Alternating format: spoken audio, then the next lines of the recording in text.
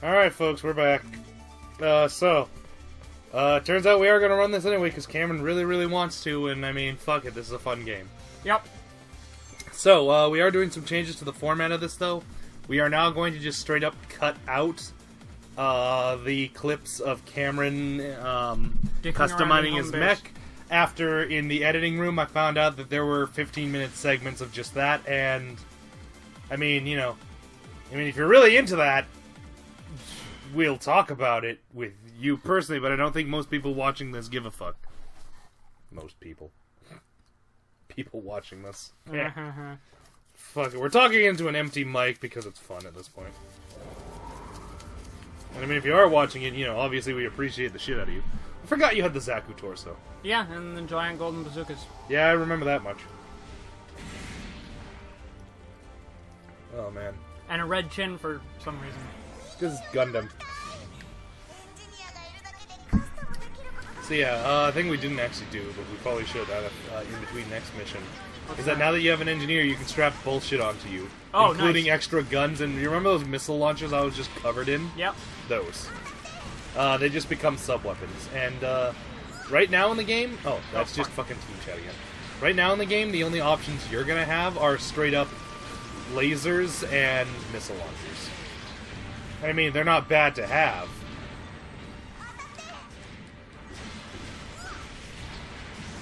Oh shit, you're getting bodied. Yeah, I kinda am. Good thing I have that one piece of equipment that, like, negates all damage. I mean, most of them? No, I mean, like, I have, a specific, piece of gear that, like, doubles my health. Yeah. Man, like, fucking when I got that and mixed it into my armor, it was the fucking greatest. It was like my health tripled when I got mine. I'm like, fuck. Fuck using a Gundam. I'm gonna be stylish in a fucking camper and no one's gonna stop me. You need to lock on, Cameron. Right, sorry, it's been a while, I forget the controls. It's one of the left triggers. Right, There you go. I kept hitting the sticks. Yeah, it's a Japanese game. You gotta think like they do. Esoterically. I hate everyone who isn't Japanese. There you go, now you're getting it. Remember... If a white guy comes to my store, I'm not going to touch his money. I'm going to have it on a tray. Remember, the way that America depicted black people in the 1800s is how 100% correct. What? That's what a Japanese person thinks. Yep, that, and they think that the only country that employs black people is the United States. Not even Africa, according to the Japanese. So whenever a black person shows up, they have to be from the U.S. Yeah. And they must have large lips, I mean. Once again, folks, I want to point out that we're not racist, Japan is. Is it racist if we point out that a country's racist? No. In fact... Oh, right, yeah, social justice warriors do it all the time. In fact, we're the good guys now, fuckers. What do you want? If you actually look at indexes of racial tolerance, North America and Scandinavia are actually the most racially tolerant areas in the world. Oh, yeah. And that's saying something. You'd think it'd be Germany, what with the fact that they're afraid of it. Racial intolerance, I mean. Fuck, how do I use my special abilities again? You have to hold down the block button. Hold down block. And then you push the associated button. New sword, giant bazooka. No. What are you looking for? I'm trying to use the... Look. Right. Yeah. Don't forget, most of your buttons are actually on the HUD. Oh, fuck. Yeah, well, you killed the shit out... Oh, man, you want to see the best fucking rideable vehicle is in here. Go up the stairs. Okay. And then just go straight. Straight from the stairs. He should spawn in up here somewhere. What? Aw, how'd that stop so quick? Because I told you, you only have the level 1 right now. Oh, you don't have the stupid one like I do. Oh, I where forgot you go to switch for like it out? 30... You didn't unlock it, I don't think. No, I did. Oh, okay. I forgot to switch it. Oh yeah, you got like the level 2. I have the level 3 where it goes for like 30 full seconds. Well, he... Oh. Okay, turn around and get that elephant. What? Yeah. How? How do I get the elephant? Wait till he stops doing the charge, and then you can steal it from him. Like, approach it. Do I shoot the guy off him? No, because that'll just destroy it. Okay, how do I... Oh, okay. Maybe you do have to just beat him up a little bit. There, now, hold it, hold the square. Hold square. Yeah! Oh, eat a dick! How do I... Oh, it's written on the thing. Yeah. Remember, everything is on the HUD. Yeah!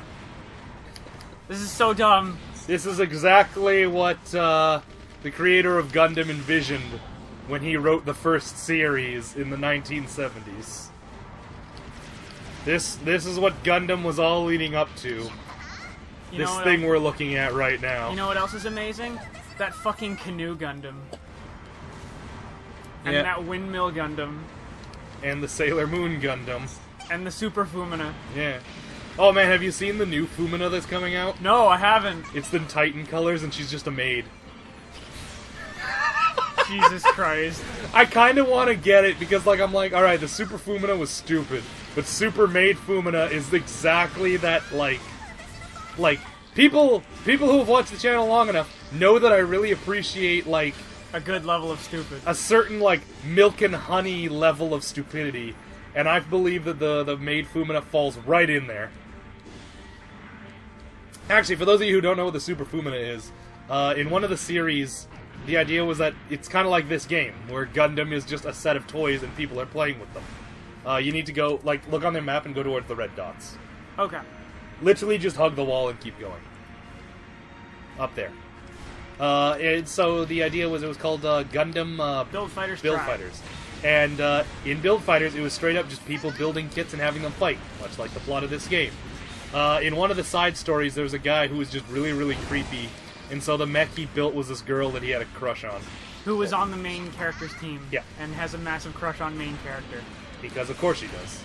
Fuck! That was just an unfortunate incline on your behalf. But yeah. So, Really? Oh, he is the luckiest motherfucker that has ever Yeah. lived. This dude is just fucking artfully dodging every attempt you make. Like, there's a point when I'm not even mad, because, like, that's just incredible. That is one dead-ass GM. Oh, man, actually, what was I gonna say? Yeah, so, he builds it, and, it's funny, because, like, at the time, in the show, like, the president of the company that makes the toys is just like, you know, Gunpla is freedom, you can do whatever you want, and then the Super Fumina shows up. And he kind of has this look on his face like, I regret everything I've done. Gunpla is freedom. Yeah, he's like, what he says is Gunpla is freedom. What he means is I want to leave now. Gundam was a mistake. Oh god. Hideo, I hate my son Miyazaki. Hideo, anime was a mistake. Fuck, I don't know what's funnier. The anime was a mistake or I hate my son. Actually, hold on. Go back for a second. Turn around. A little bit more. That way. I don't know what's down that path. I've never gone that way. Let's find out. I've never actually turned around. Oh, invisible wall?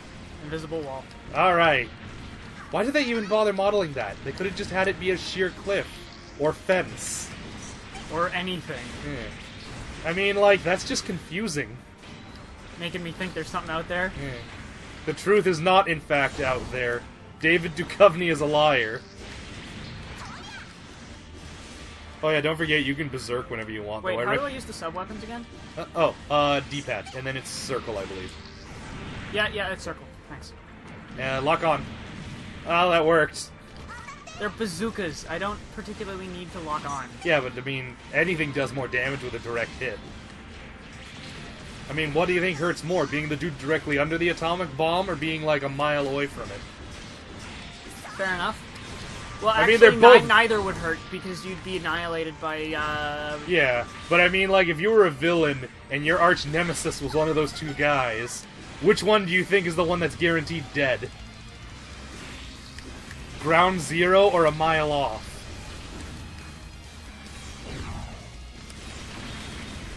Oh, fuck, that was good. Yeah, he fucking ate it hard. Fuck the Zeta. And fuck the guy who pilots the Zeta. I can't remember his name. Camille? Oh, double tap the, alright, you lost. Double tap the what? I was gonna say double tap the berserk buttons, so the two control sticks, and, because it'll spend whatever you have left and do a super thing. I think yours is set to, The sword? Or the heel? I don't remember. Oh, man. Well. It doesn't matter. What was I going to say? Oh, so I guess we could talk about it if we don't do spoilers, but we saw the new Star Wars movie. Yep. Without going into spoilers, it was kind of disappointing. It was decent. Like, my biggest thing is, like, I enjoyed it as a movie. But not as a Star Wars. Yeah, I think the best way to describe it is it's a bad Star Wars, but a good movie. And, like, that's the hardest thing I've had to deal with, is, like, people thinking, like, I'm weird for this opinion. Because apparently that's a very unpopular opinion, not liking this movie Yeah, very a lot of much. people love it. And, like, my thought is, like, it's not terrible. No. And, like, I feel what like I got my money's worth. I got my money's worth. I think what disappoints me most is the kind of bitter reality of me being like, this is the kind of movie I've always wanted. Where it's not about the Jedi, it's about regular dudes in this universe. Only to find out that, no, that's not what I really wanted, because it was kind of lame. And I guess... It is what you wanted, you just wanted it better. Yeah. I think my biggest problem was the execution, because the main characters, Captain Cassian and Jyn Orso. So for those of you who don't maybe know who we're talking about, that would be the girl and the Mexican-looking fellow. I'd say he's like South American, yeah? He looks South American? I don't know, probably. Anyway, the dude in the leather jacket. Yeah. Yeah, that's a better way to put it. So not one of the two Asians or the robot. Or the girl. Or the girl. Although the girl is part of this. They had very bad character arcs. They resolved spontaneously and quickly without purpose. And, like, it's literally, in both cases, a 180 flip. Like, I don't think it's a spoiler to say how they are at the beginning of the film. Would it be? No. No. So at the beginning of the film, Cassian, so Leather Jacket Man, is one of those, like, very hardcore, I'm for the cause, no price is too much to pay, I'm willing to do anything kind of guys. Like, literally Ends justify the means. Yeah. Literally shooting, like... Orphan children. Orphan children, just... I like... That's an interesting-looking combo mech there. Like, yeah, straight up just killing people to get what he needs with complete disregard for them. Jesus Christ! Why can't? There it goes. Yeah. So this is the kind of guy we're dealing with. Meanwhile, Jyn is a very... She does not give a fuck. Like, the Empire has taken virtually everything from her, but she's just lost the will to fight that. And then after a certain event in the movie, they completely 180, and suddenly he's all about good vibes and helping, and granola. And granola, and she's all about the rebellion, which, actually, given events in the movie, she should have less of a reason to like than she did at the beginning. Yep. But, you know, I digress. And I guess that's sort of my major problem with the movie, is that there's a lot of scenes in it that, like, there's like that. Like, it was solved conveniently. The other problem I had was there's a lot of things that happened in the movie for no... Okay, I don't want to say no good reason, because it was a reason, it was just a bad one. Yeah, so for no good reason. Yeah, so for no good reason. So people were just in locations they had to be in, so that they could have been in this movie, and then immediately beeline for the place where they're going to be in Episode 4. Yeah. Well, that was the ultimate challenge with writing this thing. Yeah, because, like... Well, some of these cameos were gratuitous. You didn't need 3PO and R2-D2 to have their one throwaway line. Yeah, you didn't need Pig Nose and his fucking walrus-tusked friend. I have the death sentence in 12 systems. Yeah, you didn't need him to be there. That was gratuitous. Grand Moff Tarkin was a CGI monster puppet, although... But he was an integral character to the fucking plot. Like, so... he had to be there, because he was the overseer of the Death Star, and even in Episode 3 it's established he had a lot to do with its completion.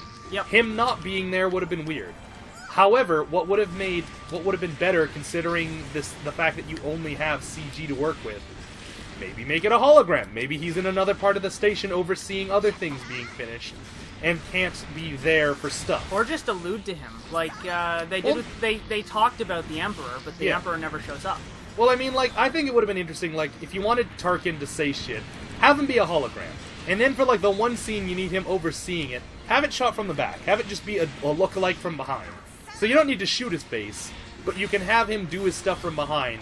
And so it won't look as creepy, because that was kind of like... Uncanny Valley? Yeah. Like, it was mostly his lips. Like, they look weird. I think it was his, like, okay, the guy who plays Tarkin in the original series, he's very gaunt in the cheek. Yeah. Like, Yeah, well, he's basically the human version of Skeletor. And, like, in this movie, I'm willing to go to say, like, when he wasn't talking, he was a very good facsimile of... Oh, Yeah, shit, you gotta but fight Quattro Banjira. But yeah, as soon as the mouth opens, yeah, the illusion is dead. Like, the best way I could put it is, do you remember that fucking Christmas Train movie from a long time ago? Polar Express. Yeah, he looked like a character from Polar Express only when he was talking. The rest of the time, he looked passable as human. Yep. He would have been acceptable as a extra. But then he talked, and you're like, oh, I'm having, like, Tom Hanks flashbacks. Tom Hanks flashbacks? He was the conductor in that movie. Oh, okay. Yeah. You don't ever want Tom Hanks flashbacks. Those aren't good flashbacks. I haven't seen that movie in, like, a decade. I never saw that movie. Oh, groundbreaking, the boss fight's over. I'm trying to... Triangle. There, you beat him at, like, 75% health. Isn't Groundbreak fantastic? Yeah. We'll see you next time, folks. Bye, everybody. You know what? We'll just pick up in the next... Oh, no, I think there's a story Story thing. bit? Yeah, we'll pick up at the story bit. See you, folks.